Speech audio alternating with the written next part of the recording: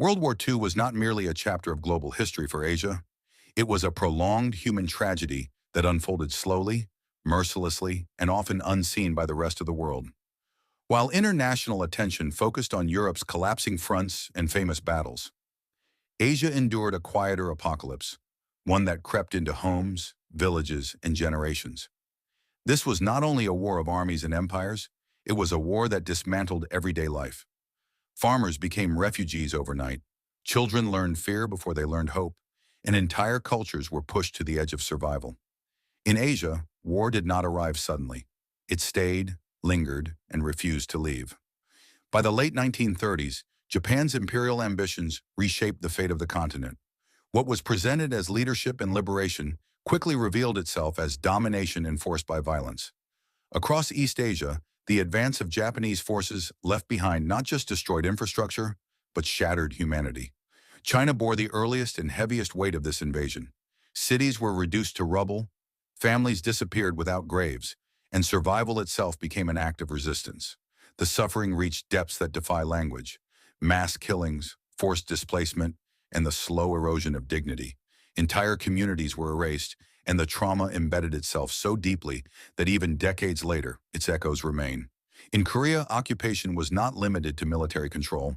It was cultural suffocation. Language, identity, and history were systematically suppressed.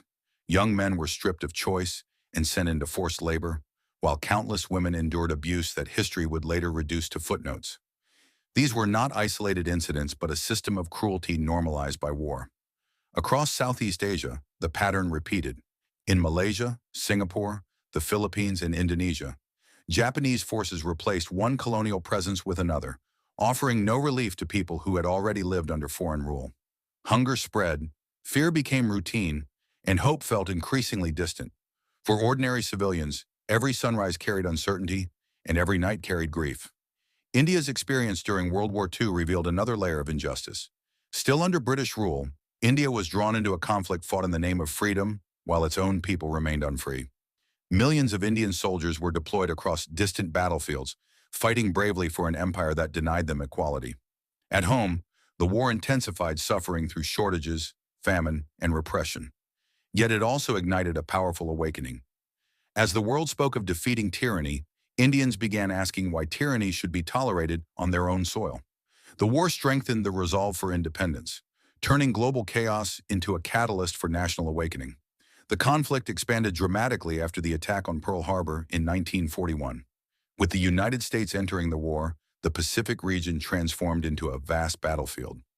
Islands became targets, oceans filled with warships, and decisions made thousands of miles away determined the survival of entire populations.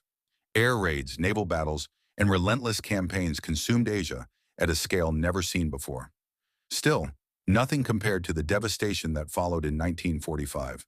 When atomic bombs fell on Hiroshima and Nagasaki, humanity crossed a line from which it could never fully return.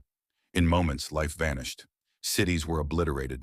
Survivors wandered through silence and ash, searching for loved ones who no longer existed. The physical destruction was immediate, but the psychological and moral damage was permanent.